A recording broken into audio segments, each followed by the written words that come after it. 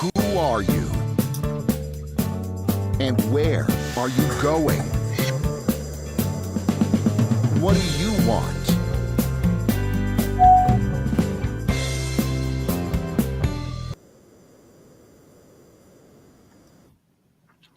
Hello and welcome to Trust and Estates Weekly. I'm your host, Kevin Bemmel, and we're here every Monday at 10 a.m. Pacific time to talk about all of those things relating to estate planning and the administration of trusts and estates, legal issues, accounting issues, tax issues, people issues, pretty much anything that you can think of that relates to those areas. And this is both from the standpoint of handling your own estate planning and administration, as well as being a professional like me who helps other people with this particular area. So today I'm going to talk about common probate problems, and I'm going to do this for two reasons. One is so you can understand the kind of hurdles that you may face in a probate. And the other is hopefully to drive home the message that I've made a few times, which is that you are very well advised to get to create a trust if you have any property of any significant value. Now, here in California, the law was recently revised so that there's a streamlined probate process that used to apply only if you had a very small estate. I don't recall the exact number, but when I say very small, like low five figures, that has been increased to $750,000. Now, lest you think that that's going to exempt a lot of estates, I actually don't think it will, because here in California, the median home price is significantly higher than the rest of the country. So, if you own a home, for example, you're not going to be exempt. If you own a successful business, you're not going to be exempt. So, if you have, again, any kind of significant assets, by the way, if you have individual retirement accounts or 401k accounts, those kind of things, while there are ways that have a significant amount of money in them, $750,000 or more. So if you don't designate beneficiaries on death, those sort of things, you'll still get caught up in the regular probate process. And you may say, well, I don't have an account that's at 750,000. Well, but if you have two accounts, and between them they add up to that, and maybe you have a house and it's worth, say $450,000, and you've got a $400,000 total of retirement accounts. So you don't have a trust, and you haven't designated beneficiaries on death, so you'll get swept up into the regular probate process. And as someone who deals with it on virtually a daily basis, I can tell you for sure it's nothing you want to be involved in if you can avoid it. So I spent time over the last couple of days and revised it this morning, my list of common probate problems. So as you'll see, if you look at the show notes after this show posts on our YouTube channel, the problems basically fall into two categories. One is the process of probate, and the other is the people involved. Not that people are automatically a problem, but people, they are a significant source of problems. I'll put it to you that way. Whereas sometimes it's not the people that are causing the problems, it's just the process of probate itself. Okay, so let's start with number one, which is intestate succession. Now, I've talked about this at length on other shows, so I'm not going to spend a lot of time on this, but intestate succession means that someone has died, they didn't leave a will, they didn't leave a trust, and so there's no document, or let let me be precise here. There's no valid document saying what it is they want to have happen with their property after their death. So, if you have a will, a valid will, okay, if you have a trust, so you're not going to die intestate. If you don't, then what's going to happen is your estate is going to be handled according to the laws contained in the probate code, which may or may not be in accordance with your wishes. And the sad thing is, even if someone is very sure what your wishes are, the person administrating the estate, even if it's that person who's sure what your wishes are, may not have the discretion to follow your wishes. So let me give you an example. Let's say that, and this applies to you, or obviously if you're a professional. So let's say someone has a long-term partner, girlfriend, boyfriend, whatever, and that person also has 2 children. So you may know for a fact that they want the long-term partner to get, let's say, half of their estate when they die. If they die intestate, that person is going to get exactly 0. And it doesn't matter how sure you are that the person would have wanted their partner to get part of the estate. Probate law does not allow that unless they've established some kind of essentially quasi-marriage. And that's not an easy thing to do under California law. So this is why you don't want to die intestate. You don't want to let your clients die intestate. Okay. If you want to know more about that, please go to my YouTube channel, and you'll find the show on intestate succession, and it'll deal with that in greater depth. Okay. The next, which is not intestate, but is a similar process problem, is unclear or missing estate planning documents, or errors in the will or in the estate plan. All of these things will cause problems. So these mistakes can include unclear wording, missing signatures, improper witnessing of the documents, and they can render the documents invalid. They can make them liable to disputes. Okay, so if there's ambiguous language in the document, that can be a problem.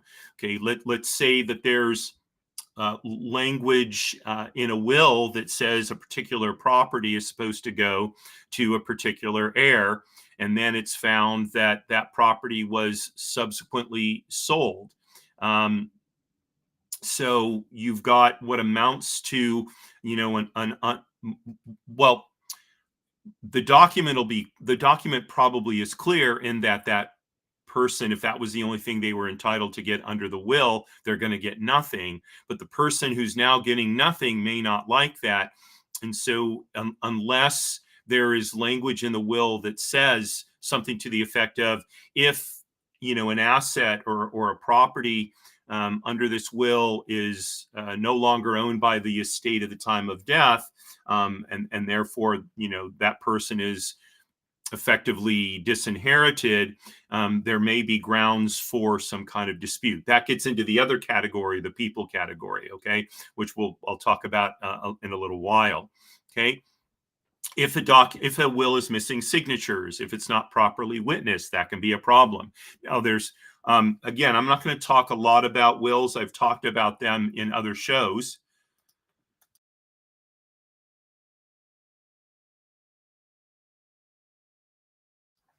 So I've talked about holographic wills and such things. I know here in California, the law has loosened up a little bit. It's not as strict as to what the court will admit as a valid will. Nonetheless, when there are potential problems with a will, that leaves that will open to challenge by someone who may perceive that they're going to be damaged by the will being admitted to probate. And the flip side is if the will doesn't appear to be valid at all, but it names somebody as an heir, that will incentivize them to potentially file the will for probate, and that can cause a delay in the probate of an estate. In fact, I have a case like that right now, where we were 10 or 11 months into the probate of an estate, and a party who interestingly had already gotten a substantial inheritance, even though the decedent didn't leave behind any valid documents, but they found this sort of typewritten thing that they claim is a will. They submitted it for probate, and they've delayed action on the probate now for almost 3 months. So, and of course, cost the estate a lot of money. So, anytime you have ambiguous, unclear documents, that can be a problem. So, again, that's a process problem, but one that can also lead to a people problem. Okay, another process problem is complex assets or business interests. So if an estate has straightforward property, a car, bank accounts, real estate, all of those, they can go through probate pretty easily. They're fairly easy to determine their value. You can go online, right, and get the value of a car through Kelley Blue Book, I think it's .com or whatever the website is. Real estate, you can have an appraisal done. For a house, you can go to Zillow or Realtor.com or whatever and get a pretty good valuation of what the house is worth. Bank accounts are whatever the bank account is worth, right? Same with retirement accounts. So those kinds of assets are easily dealt with. And to a certain extent, the same is true of for example, jewelry. But once you get into complex assets, things like artwork, horses, that one comes to mind. I used an example in another show just recently about a particular breed of horses, and the only person in the country who had the ability to determine what those horses were worth was the heir to the horses in that particular estate. So when you have these kinds of assets that are difficult to appraise or to determine a value, that's a problem. Included in that is business interests. It's in particular closely held businesses, meaning a business that doesn't have stock traded on an exchange. So, if someone owns a part of AT&T, hey, no big deal, right? You can get the value of that stock very easily because the stock is traded on the New York Stock Exchange, and that's all you have to do. But if someone owns their own business, right, getting an accurate valuation of that business can be very difficult. And interestingly enough, in some ways, the smaller the business, the more difficult, because small businesses are often valued just on rules of thumb. So property management companies, for example, are typically valued at one times their annual gross income. So if a property management company generates $300,000 a year, it's generally considered to be worth about $300,000. But to have an actual appraisal done could be expensive relative to the value of the asset. Okay, so for larger, more sophisticated businesses, and the other problem with small businesses are oftentimes is because they're owned by a sole owner, or maybe just a couple of partners. So a lot of the expenses that may be run through the business are not legitimate expenses in terms of valuing the business. So the business owners may run expenses through the business that are really their personal expenses. Okay. And those are, they shouldn't be taken into account when the business is appraised. Okay. That's, by the way, one of the reasons why smaller businesses oftentimes are appraised as a multiple of gross income because gross income is easy to determine. And then you don't have to start going through all the expenses and figuring out, is this a legitimate business expense? Is this not? Right. Now, for a larger business, even though it may not be publicly traded, but one where maybe there's a number of partners involved. There's a formal LLC structure or a partnership structure, and there's a tax return done for the business as a separate entity every year, and K-1s are issued to the partners, the investors, whatever. So that will be a little bit easier to value because the tax returns and the financial statements are probably being done on a regular basis, as are tax returns. So that information is available to a business appraiser in order to value the business. But nonetheless, it is harder to do that, and that is a complexity. And so another complexity is having assets that are in a foreign jurisdiction. So I've had a couple of cases where there might have been assets in Mexico. So I just dealt with a case like that recently. And fortunately for the administration of the estate, it turned out that the decedent had sold the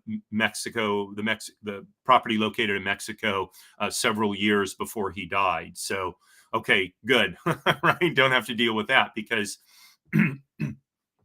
dealing with property in a foreign jurisdiction where the laws are different, where it can be more complicated to appraise a property because they don't have the data infrastructure.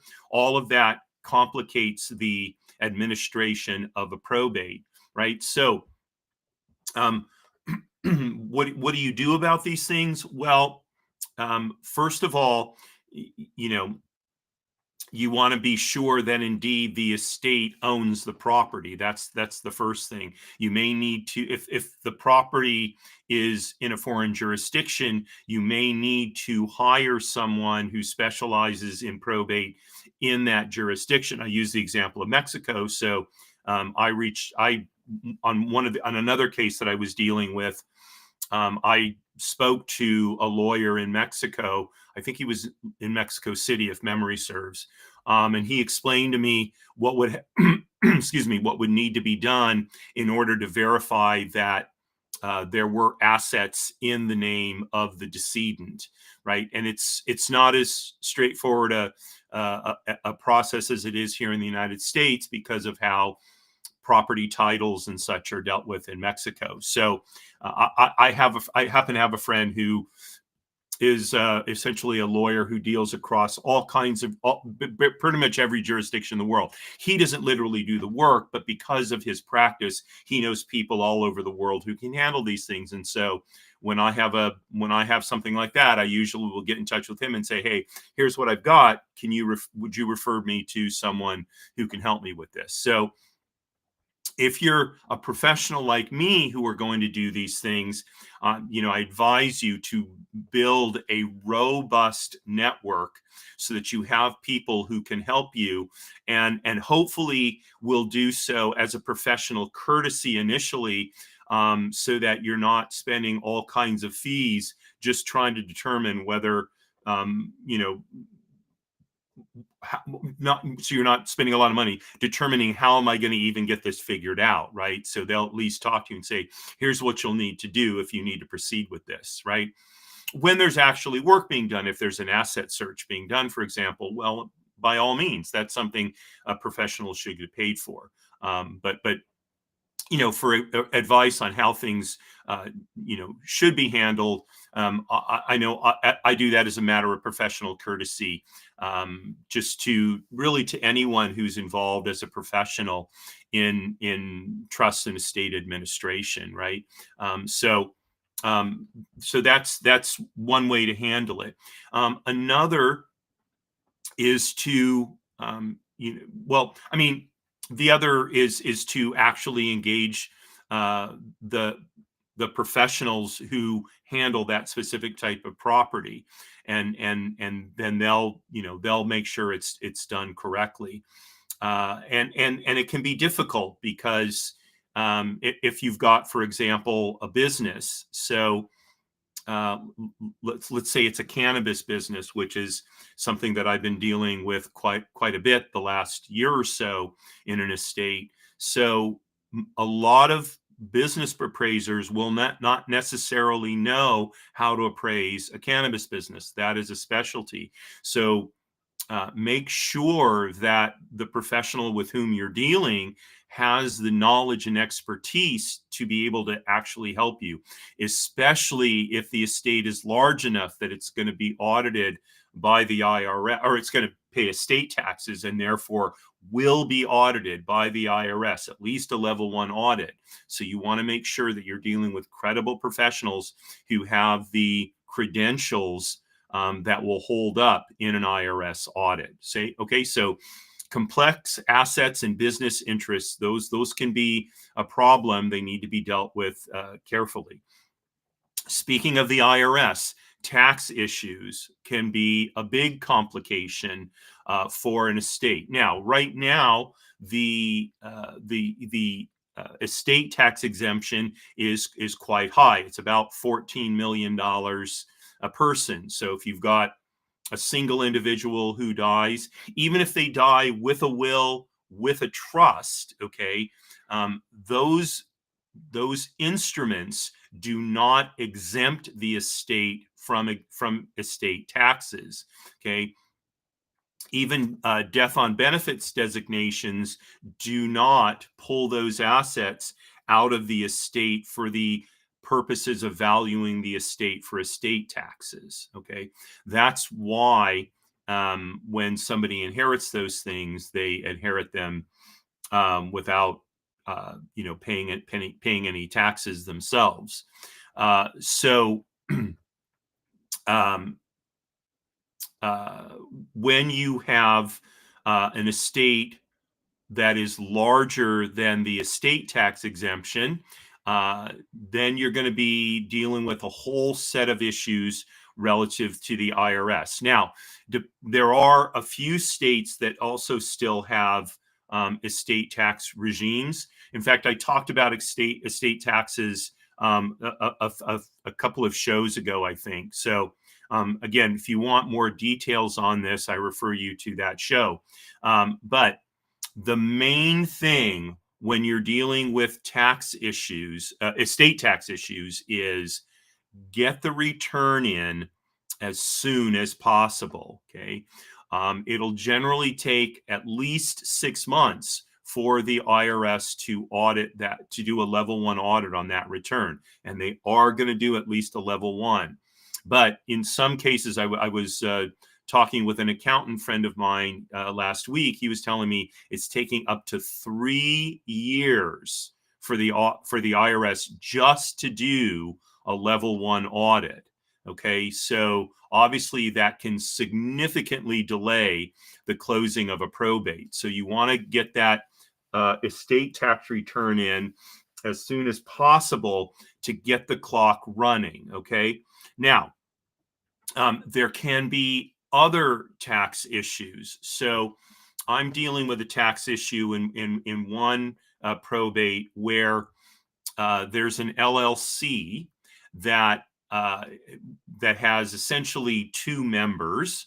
Okay, and the LLC owns 5 properties, but several years before the decedent died, there was an agreement made that 2 of the properties in the LLC would be treated as if they were wholly owned by him, and the other 3 as if they were wholly owned by the other member.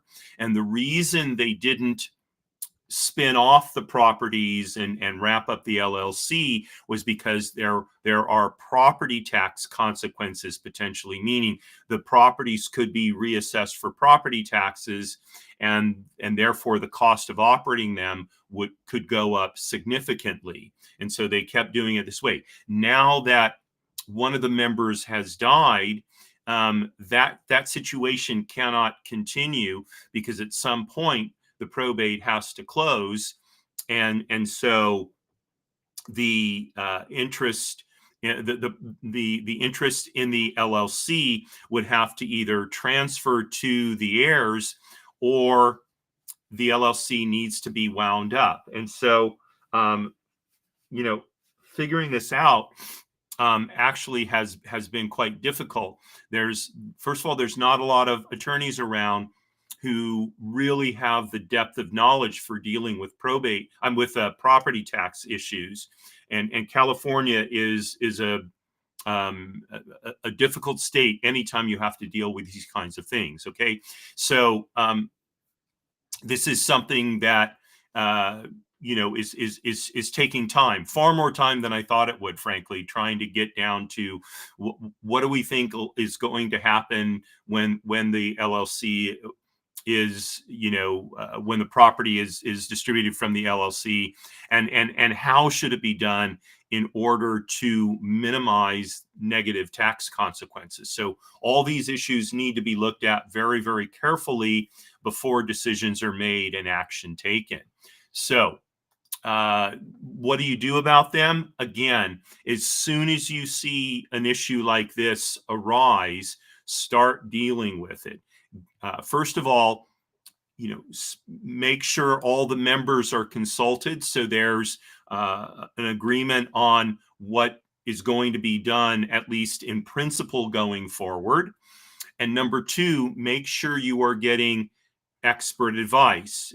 There may need to be legal advice, accounting advice, okay, and make sure that you're getting it from people who have dealt with these issues before, to the extent that that's possible, and they can give you a sense of what's likely to happen. By the way, if it's a complex issue and an advisor is telling you this is what's going to happen, I will be candid in saying I would be concerned about advice given with that level of certainty, because in my experience, almost nothing in probate is that certain. So they can say, I strongly think, this is what's going to happen, but I can't guarantee it. Okay, so if someone's giving you a guarantee, I would start being skeptical. Okay, my spidey sense would start to tingle. Okay, not that I have spidey sense. Okay, so the tax issues are another process issue as well. Okay, so, and then there are just delays in the probate process. So I know here in California, the probate courts are significantly overburdened, at least here in Los Angeles County. And so just the sheer number of cases working their way through probate versus the number of judges available means it's going to be a slow process. And that it's a problem, because heirs want their inheritance and all of that. So there's frankly not a lot you can do about it. The one thing you can do is, when you have a hearing coming up, and here in California, the way it works is there are probate attorneys who essentially work for the probate courts, who let judges know if information is missing or documents haven't been drawn up correctly, if there are aspects of the process that haven't been done, like the publication of notices, that sort of thing. So when a hearing is coming up, usually about 2 weeks, maybe 10 days before the hearing, the probate attorney will issue what are called probate notes. And in those probate notes, the most important things to look for are items to clear, and whether the probate attorney is making a recommendation to the judge. Okay, so if there are items to clear, it's extremely unlikely the probate attorney is going to make a recommendation. If there are no items to clear, the probate attorney may make a recommendation. So, for example, if the hearing is for a petition on a matter, maybe it's a petition to confirm the lease, a long-term lease of a property. So if there are no matters to clear, the probate attorney may recommend that the petition be granted. Okay. Now, the judge doesn't have to accept the probate attorney's recommendation, but oftentimes they do. By the way, if there are no matters to clear, the probate attorney still may not make a recommendation.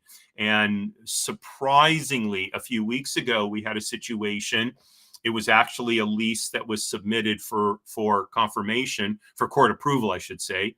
And there was one matter not cleared that I didn't think was at all relevant to the petition to get approval of the lease.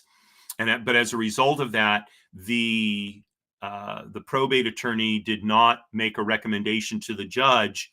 And to my great surprise, the judge, despite there being an open matter, just granted approval of the petition without a hearing. And we were done in what amounted to, 10 minutes. So, these kind of things happen. But the probate timeline can get stretched out by all of these problems that I've mentioned and the ones I still have yet to mention. But it can also be extended just because the courts are so busy. Now, in other jurisdictions, the courts may not be as busy. Okay. But the flip side of that is in a rural jurisdiction, maybe like Yuba County here in California, they may not see particularly complex issues very often. And so if you're doing a probate in that county and there are some complex issues, because the court may not be familiar with them, that can also delay the process, so that basically, the administrator will be in a position of kind of educating the court as to what this is all about and what ought to be done. And that may take extra time. So those are the kinds of delays. Now, another thing that can delay the probate process is missing deadlines or failure to meet deadlines. So there may be certain the inventory and appraisal here in California is supposed to be done. I believe it's 6 or 9 months after the decedent has passed away. Missing that deadline can cause delays, and the solution to that is get on top of it, get the inventory and appraisal done right away. Now, interestingly enough, I had a case where the inventory and appraisal, we purposely didn't do it because we were going to apply to have it waived because it provided no value to the estate. Because the estate was so large, we were going to have to get appraisals done on the property by qualified appraisers. And generally speaking, the IRS does not look at a probate referee as a qualified appraiser. And so to pay the probate referee to do valuations and then turn around and pay an appraiser to do it again didn't seem to be a proper use of estate assets. And after 6 months, the court absolutely refused to grant our petition to waive the appraisal by the probate referee. One of the most frustrating matters I've handled in a case. And so then we had to turn around and scramble to get the inventory and appraisal done. If I had to do it over again, I think maybe instead of applying for a waiver, I would go to the probate referee and basically say, look, here's the situation. We just need you to, throw something together because we're still going to have to turn around and do actual appraisals and maybe, negotiate his fee so that it was as small as I could get it. Go ahead and pay it rather than take the risk that, in this case, the judge just, frankly, I don't think understood the issues involved, and that's why she didn't grant the petition. So these are the kinds of things that delay the process. Other things that can delay the process are the difficulty in finding assets. So I mentioned this one where it appeared there might be property owned in Mexico. And so it took me several weeks to get that figured out. In the end, it's not going to delay the probate closing.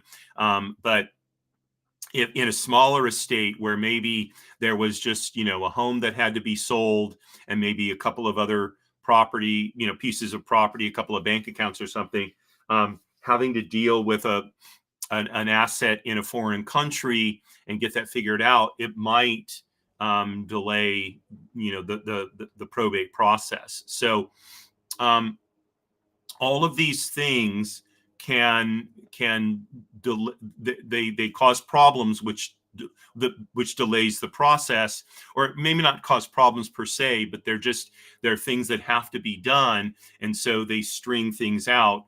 And any delay, okay, justified or not, can sometimes upset the heirs who in the end want to get their inheritance. And so when there are delays like this, so then the people's side of the problems may come to the fore. Okay, another problem in probate is the legal and administrative costs. They're going to be higher, generally speaking, than the administration of a trust, because everything has to go through the court for approval. Okay, and whereas if you're administrating a trust, the trustee is probably still going to get trustees' fees, though there's not going to have to be, if the trustee is knowledgeable, and hopefully he is, so then the need for legal advice is going to be much less. And so a lot of money will be saved on legal advice. Documents, there won't have to be documents prepared and submitted to the court. There won't have to be appearances in court. All of that goes away in the administration of a trust. Okay. Now, having said that, there are occasions in the administration of a trust where a trustee may apply to the court to have one of his actions confirmed, okay? But that's going to be the exception rather than the rule, okay? And so the best way to avoid legal and administrative costs, or not to avoid them, but to reduce them, is to, number one, make sure that there's a sound estate plan in place, and especially if there are any kind of sizable assets, look into and probably create a trust, or at least one trust, in order to minimize the necessity, if not eliminate the necessity, of dealing with the probate courts. Okay, the last of the sort of process issues is prolonged litigation. So I'm dealing with a case right now where the original probate was filed 4 years ago. Okay, and there was a debtor to the estate that was owed about three times the money that the estate was worth. Okay, and so the heirs to the estate were essentially faced with, they're going to get nothing. Well, so rather than face that reality, I don't know if they colluded with the lawyers or not, but they created a will, submitted it for probate, and it took the creditor 3 years to prove to the court that the will indeed was a fraud. Okay, now the amount of money at stake for the creditor was large enough that it made sense for the creditor to spend that money.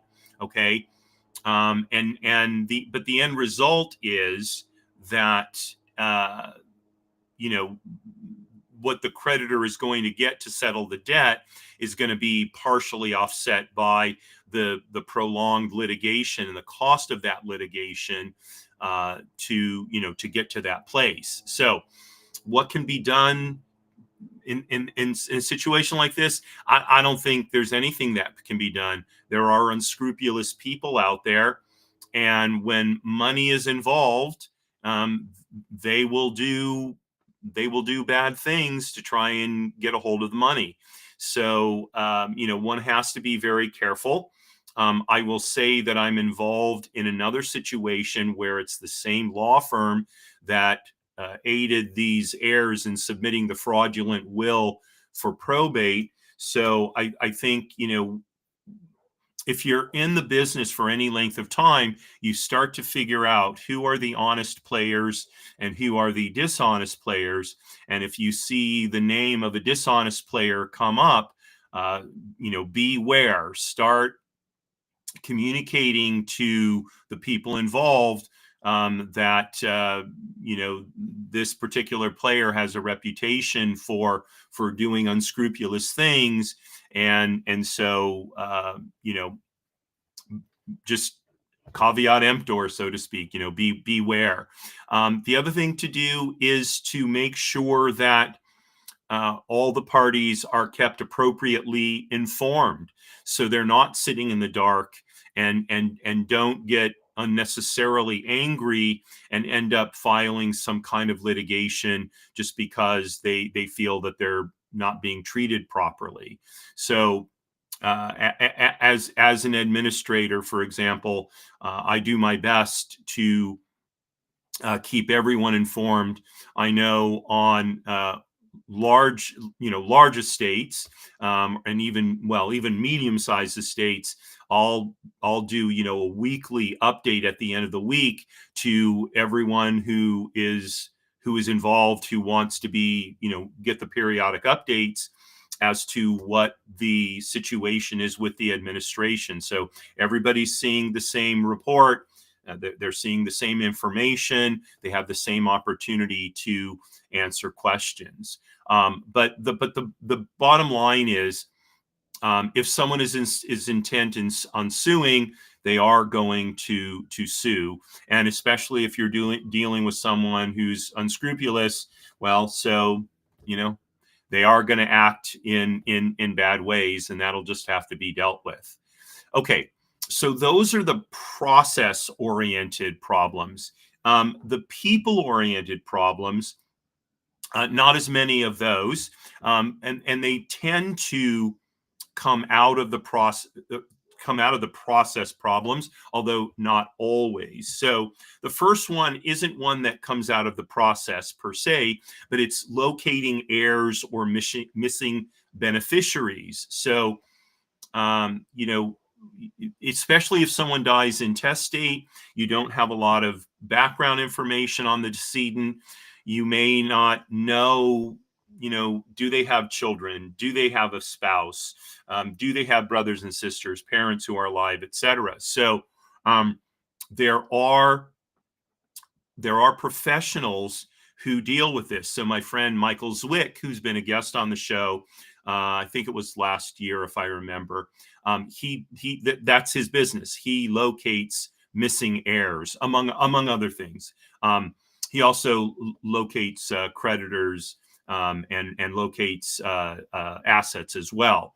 Okay, so one of the things that you can do to deal with this problem is hire someone like Michael.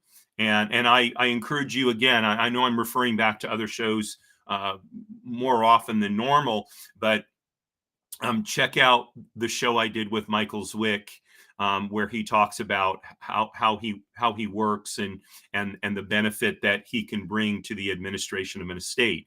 Okay, but in the end, if an heir is overlooked, that can cause a problem, because that person may, find out about the administration of the estate, and then they may intervene in a much more disruptive way than would have been the case if proper effort had been made and the individual had been identified. So, obviously, as an administrator or a lawyer, you can only, make best efforts, and sometimes people will be overlooked. But I'm dealing with a case right now where it appears that 2 or 3 heirs were purposely overlooked.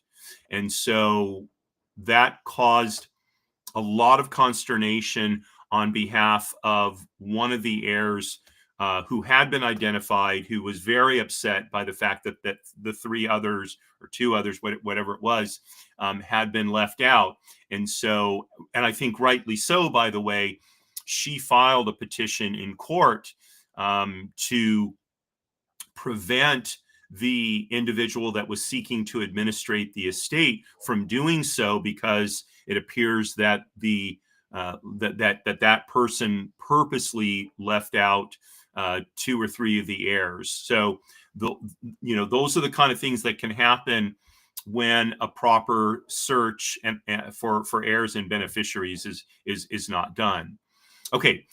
Related to that is when a beneficiary has special needs. So they may have disabilities, they may be minors, and they also may be getting government benefits that would be disrupted if they were to inherit money. So all of these things need to be taken into account, in both in the estate plan as well as the administration of the estate. But they're all problems that arise sometimes in probate. And if it is in probate and it wasn't dealt with as part of the estate plan, so now as the administrator, you're duty bound to deal with that issue. Okay. And there may be a need to set up a special needs trust. There may be a need to set up a guardian ad litem to represent, say, a minor who's an heir. Okay. All of those things need to be dealt with. And they need, there are professionals who deal with them. Typically there'll be a lawyer involved. Now the court may appoint someone, essentially on the court staff as a guardian ad litem, a professional in essence, but maybe a family member will serve as that guardian. So all of these things need to be worked out, and all of the issues need to be considered. A plan needs to be created, and then that plan executed carefully to make sure that people who need extra protection get that protection. Okay, so beneficiaries with special needs. Okay, the next one is disputes among heirs, beneficiaries, family members, perhaps over asset distributions, over anything. Okay, so again, I mentioned some of these in the process part of it, but if there's a contesting of a will, that usually is because there's a disgruntled heir or beneficiary or family member or someone who feels that they've been wrongly left out, as an heir or beneficiary, right? And they feel that they're entitled to something. So that person may claim that a particular will that's being probated or is being set for probate is fraudulent, and therefore the person died intestate. They may say that they have a valid will and this other one isn't valid. That could be another problem. I've got a case where, unbelievably, an ex-husband is claiming that his ex-wife, just shortly before her death, created a living trust, making him the trustee of the living trust. Okay, and in doing so, he's intending to get a hold of at least half the value of the house, and he's claiming that it was a mistake. The entire house should have been transferred to the living trust. Now, there's so many specious aspects of this. I'm not going to get into the details of the case, but these are the kinds of disputes that arise when you have unscrupulous people involved, right? And so clear estate planning documents are can help avoid some of this. So, for example, a clear will and a clear trust oftentimes will not only identify who the beneficiaries or the heirs are, but they will also identify specifically those who are disinherited, so that if a person who otherwise would have just been left out tries to do something, if it says in the will, I specifically disinherit this individual, so that's it. They can claim all they want, but the will says they're disinherited. That can be a much quicker route for resolving that particular problem. Okay, so disputes and disagreements among another type is just over the asset distribution. So depending on how the documents are written, one particular heir may feel that he's been cheated and that sort of thing. Another area of dispute comes when there are so-called blended families, where someone had maybe children by a first marriage and then got divorced, or his spouse died, got remarried, and now you have children from different marriages, and they may resent that children from a second marriage are getting some of the assets or value of assets from what they view as their mother or their father, those kind of things. And so again, setting up a well thought out estate plan can help avoid this, as can making sure that everybody is, as much as possible, is kept advised. It has an opportunity to give their input, and then when decisions are made, those decisions are conveyed to them. Okay, next on the people front. Now I'm using people in this case broadly, because like a corporation, for example, is a legal person, not a flesh and blood person, like us. Okay, so debts and creditor claims can be a problem. And there's usually a statutory period during which such claims have to be filed, but that period only starts running when there's been a publication of the will, so that there's essentially public notice that the estate is going to be administrated. Okay, so, and if there's reason to believe that a particular person, legal or natural, is a debtor to the estate, that person may need to be informed directly, so that they have an opportunity to file a claim. So all of this, that's all part of the procedure. But family members may be unaware, for example, or heirs may be unaware that there were creditors.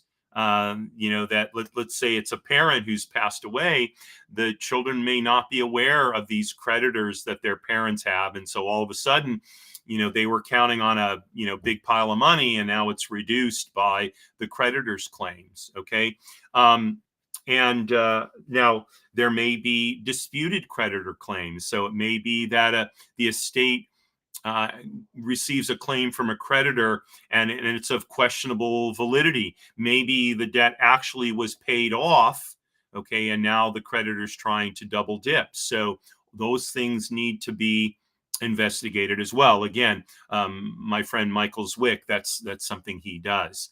Finally, I mentioned this in an example a little while ago. There may be insufficient assets to pay for all the creditors, effectively disinheriting the heirs or beneficiaries.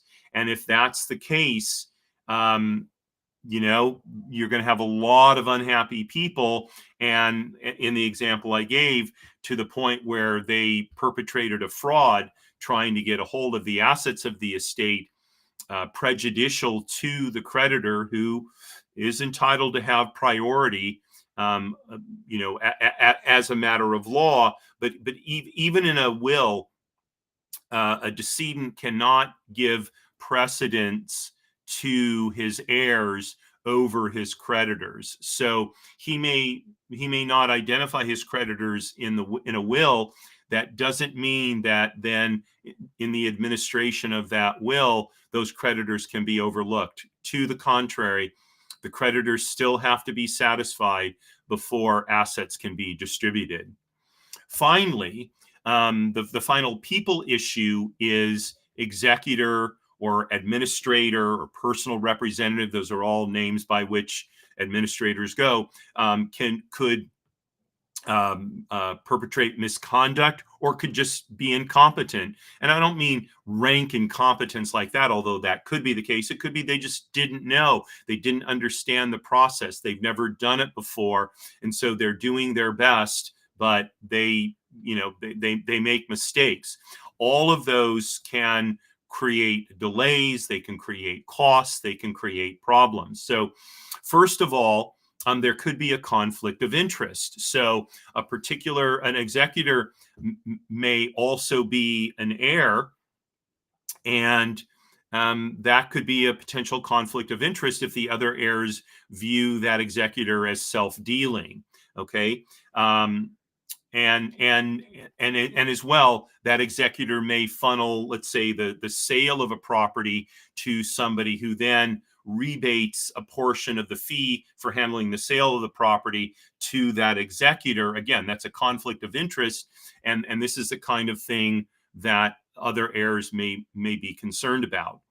Okay, there may be negligence on the part of the executor or personal representative.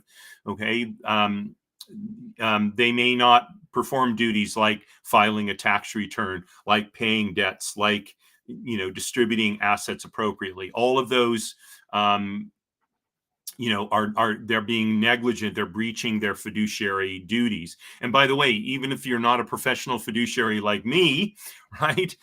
Anyone who acts as a personal representative, an executor, administrator, whatever, that places on them, I should say, a fiduciary duty.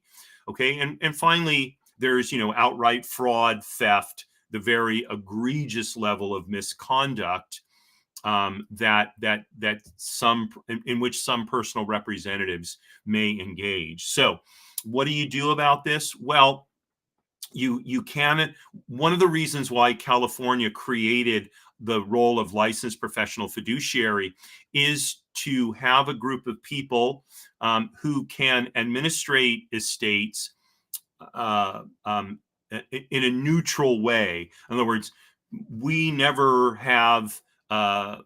an heir to an estate that we're administrating as a professional fiduciary. Okay, so we can be unbiased in how we handle things with respect to all of the heirs.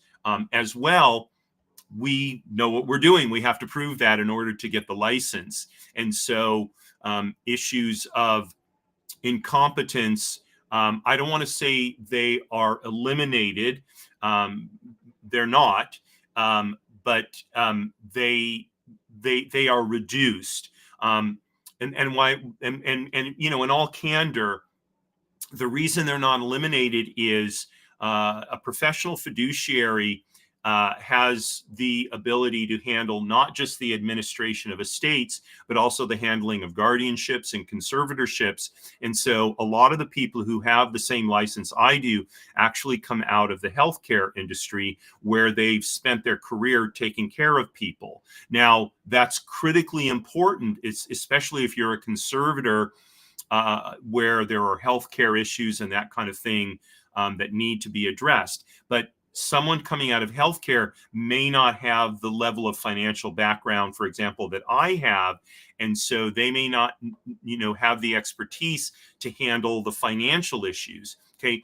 And that's why you see professional fiduciaries essentially specializing. So I don't handle guardianships and conservatorships because I don't have the experience to deal with the healthcare matters. So if I had a situation come up where perhaps there was a necessity for a conservator in a matter I was handling, so I would bring in somebody else to handle that aspect of the matter to make sure that it was done competently because I couldn't.